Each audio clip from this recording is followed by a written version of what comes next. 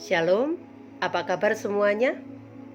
Yuk kita berdoa lebih dahulu untuk mengucap syukur atas kasih karunia Tuhan yang dinyatakan kepada kita sampai pada saat ini. Mari kita berdoa. Tuhan, kami bersyukur atas rahmat yang senantiasa Tuhan nyatakan dalam hidup kami. Kami beroleh kekuatan daripadanya dan kami mengusahakan untuk senantiasa memiliki damai sejahtera karena Tuhan telah mengaruniakannya bagi kami. Terima kasih Bapa untuk lawatan yang senantiasa Tuhan nyatakan. Saat ini kami mau mendengar dan merenungkan firman Tuhan. Tuhan memberkati kami. Dalam nama Tuhan Yesus, kami berdoa. Amin. Hari ini kita umat Kristiani memperingati hari kenaikan Tuhan Yesus. Namanya Hari Raya. Namun peringatan hari raya ini tidak semeriah Natal dan Paskah.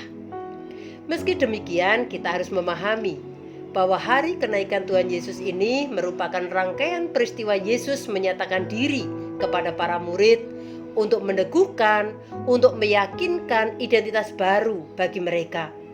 Sekaligus juga sebagai wujud hubungan yang tak terpisahkan oleh kematian. Karena kenyataannya Yesus bangkit dan tetap berkarya. Ia mau para murid melanjutkan karyanya di bumi, yaitu mengabarkan berita pertobatan dan pengampunan di dalam Kristus. Jemaat yang terkasih di dalam Kristus, pada masa saya remaja, untuk menyampaikan kabar kepada orang yang jauh dari saya, harus menggunakan surat yang dikirim melalui kantor pos. Kalau mau cepat, berarti pakai kilat. Untuk yang lebih cepat lagi, bisa memakai telegram. Namun kapasitasnya terbatas. Hanya 2-3 kalimat saja, karena membayarnya juga per kata. Namun saat ini, berita bisa disampaikan dengan cepat melalui media sosial. Maka tema kali ini adalah bersaksi dan melayani dengan beragam cara, media, dan usia. Jemaat yang diberkati Tuhan, saya akan membacakan firman Tuhan dari Injil Lukas pasal 24 ayat 44 sampai 53. Demikian firman Tuhan. Ia berkata kepada mereka, "Inilah perkataanku yang telah kukatakan kepadamu ketika aku masih bersama-sama dengan kamu, yakni bahwa harus digenapi semua yang ada tertulis tentang aku dalam kitab Taurat Musa dan kitab Nabi-Nabi dan kitab Mazmur." Lalu ia membuka pikiran mereka sehingga mereka mengerti kitab suci. Katanya kepada mereka, "Ada tertulis demikian, Mesias harus menderita dan bangkit dari antara orang mati pada hari yang ketiga. Dan lagi dalam namanya, berita tentang pertobatan dan pengampunan dosa harus disampaikan kepada segala bangsa, mulai dari Yerusalem. Kamu adalah saksi dari semuanya ini, dan aku akan mengirim kepadamu apa yang dijanjikan Bapakku. Tetapi kamu harus tinggal di dalam kota ini sampai kamu diperlengkapi dengan kekuasaan dari tempat tinggi." Lalu Yesus membawa mereka keluar kota sampai dekat Betania. Di situ ia mengangkat tangannya dan memberkati mereka. Dan ketika ia sedang memberkati mereka, ia berpisah dari mereka dan berangkat ke surga.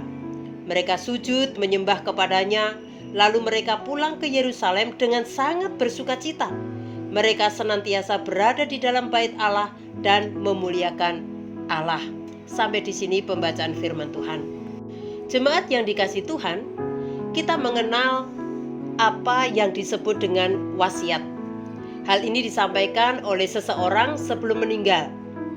Wasiat tidak selalu pesan yang berkaitan dengan harta benda, tetapi bisa tentang permintaan yang lain.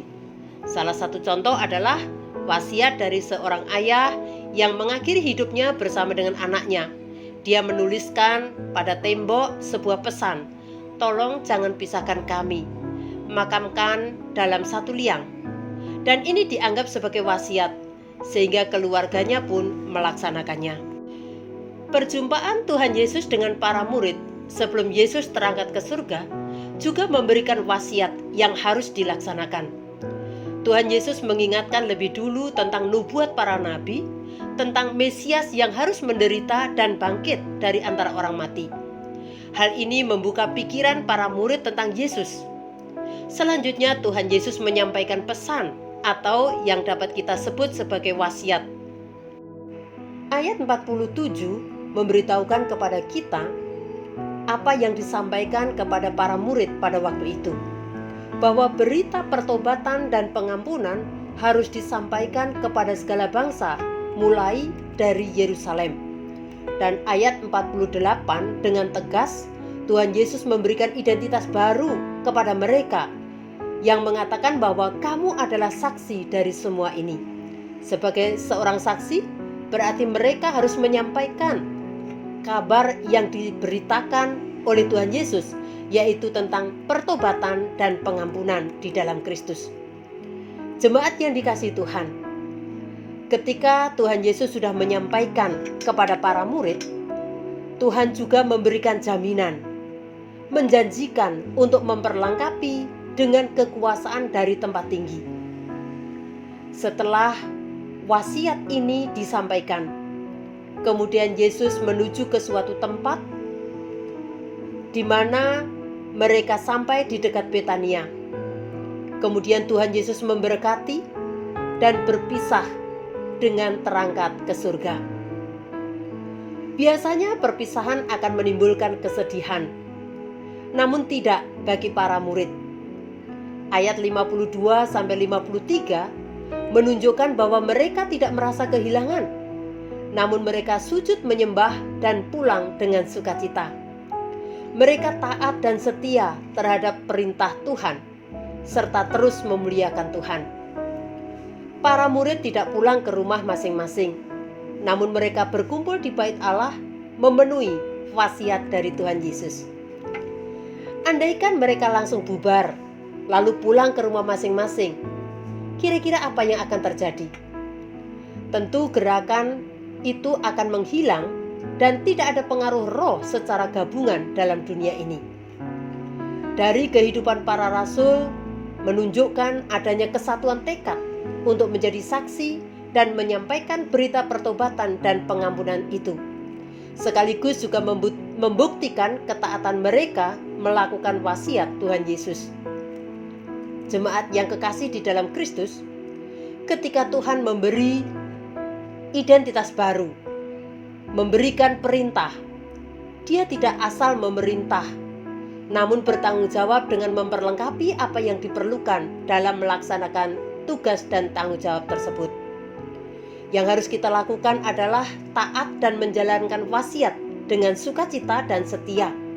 Maka apa yang dijanjikan Tuhan pasti terjadi. Seringkali kita tidak atau kurang sabar, atau mau atur sendiri, merasa sudah pantas untuk atur hidup sendiri, sehingga mengabaikan identitas yang telah disematkan Tuhan bagi kita. Jika Injil sudah sampai kepada kita juga sudah mendapatkan pengampunan dari Tuhan, maka wasiat itu pun juga berlaku untuk kita. Identitas itu juga berlaku disematkan bagi kita. Mari kita bertanggung jawab dan melakukan wasiat ini sebagai saksi Kristus untuk menyampaikan berita pertobatan dan pengampunan kepada orang lain. Kita dapat bersaksi dan melayani dengan beragam cara, melalui berbagai media, bahkan kepada segala usia. Itu berarti kita harus kreatif dan kita harus menggunakan media sosial itu dengan bijak, supaya sungguh kita gunakan untuk bersaksi dan melayani Tuhan. Disitulah kita membuktikan bahwa ketika kita memiliki identitas yang baru, kita memuliakan Allah melalui menjalankan wasiat Tuhan. Amin. Mari kita berdoa. Tuhan, terima kasih untuk firman-Mu pada saat ini, mengingatkan kepada kami akan tugas dan tanggung jawab kami sebagai saksi Kristus untuk menyampaikan berita pertobatan dan pengampunan kepada banyak orang. Kiranya Tuhan menolong kami agar kami dapat melakukannya, menjadi saksi dan melayani dengan berbagai cara, dengan media yang ada pada saat ini dan kepada segala usia. Amin. Salam, Tuhan Yesus memberkati kita semua.